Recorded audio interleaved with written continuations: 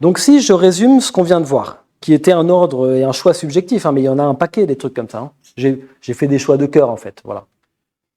On a des calendriers lunaires, comme l'os de l'abri Blanchard étudié par Chantal Jecques-Volkeviez, et des orientations solsticiales, comme à Lascaux, au Paléolithique. On a des orientations solsticiales, comme dans la vallée des merveilles, au Chalcolithique et à l'âge du bronze. On a des orientations solsticiales et stellaires dans la vallée du Nil pendant l'Antiquité. Ben voilà, c'est ça que j'ai appelé astrocréation de la préhistoire à l'histoire. Est-ce qu'on peut résumer comme ça? Non. De la préhistoire à l'histoire, nos ancêtres ont astrocréé. Je pense que c'est quand même assez clair, quoi.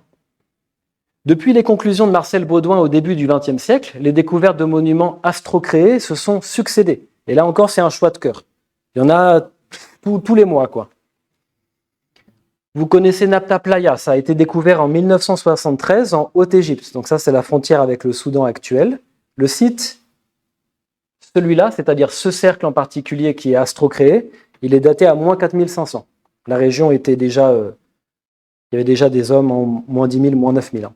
Mais c'est moins 4500 pour l'astrocréation de ce cromlech. Donc on trouve un cromlech qui est orienté vers le solstice d'été. Et fondamental quand on connaît un petit peu la religion osirienne notamment, et la religion pharaonique, orienté vers le lever héliaque de l'étoile Sirius, qui représente le début de la saison des pluies, les moussons, et la crue du Nil dans la région. Donc là, on est sur un site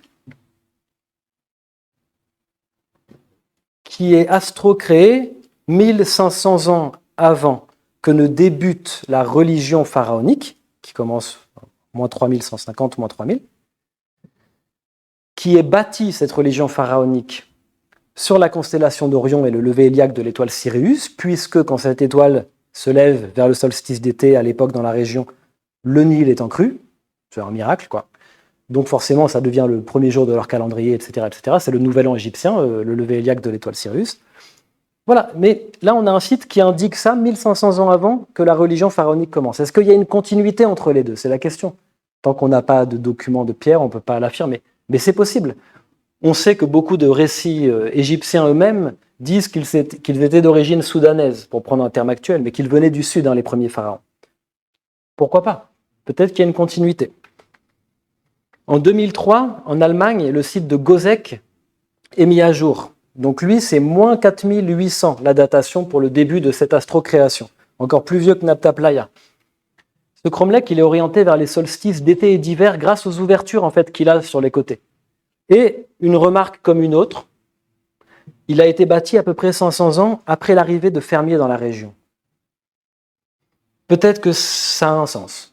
C'est à voir. Est-ce que ce sont des peuples au moins semi-sédentaires qui créaient ces choses parce qu'ils avaient un calendrier au moins semi-agricole? Peut-être. Il faudrait voir. Et en 2023, c'était un mois de mai, c'est pour ça que je vous l'ai mis, parce qu'on fête Beltane. Donc c'était il y a un an tout pile, voilà, en mai dernier, à Antequera, qui est une ville d'Espagne, non loin, a été trouvé quelque chose que j'aime beaucoup. Je vais essayer de vous le présenter. C'est une sépulture qui a été aménagée dans un substrat rocheux, substrat qui naturellement était orienté vers le solstice d'été. J'aime beaucoup ça parce qu'on est un petit peu à la frontière des mondes. On a des Magdaléniens qui vont choisir une grotte naturellement orientée pour pouvoir peindre dedans. Après ça, on a des gens qui vont plus dans les grottes mais qui créent des grottes artificielles et des tombeaux à l'extérieur, donc complètement manufacturés. Et là, on est entre les deux. On choisit un site naturel mais on l'aménage. J'aime bien ça. C'est une espèce d'hybridation. Donc, ces gens-là, ils ont observé la nature, ils ont vu qu'il y avait... Vous voyez les lignes, en fait le substrat rocheux il est en ligne, et ces lignes, elles sont naturellement orientées vers le soleil du solstice d'été. Et alors ils ont aménagé dedans une tombe. Et ils ont laissé une ouverture, apparemment, pour que les rayons éclairent la paroi intérieure de la chambre mortuaire au solstice d'été. Paroi qui en plus était décorée de pierres qui avaient été montées un petit peu comme un cairn. Et là on est en moins 3400. Moins 3400. Alors, en montant cette conférence, en mettant les choses dans cet ordre, je me suis posé cette question. Et je voulais vous la partager. C'est peut-être ça le nouveau regard sur le nouveau regard. Concernant l'astrocréation, est-ce que, au final, nous sommes face à un phénomène banal de notre histoire? C'est la question que je me suis posée. Parce qu'à mon avis, ça va se multiplier. C'est-à-dire qu'en fait, maintenant, plus on va creuser, plus on va trouver des sites astrocréés.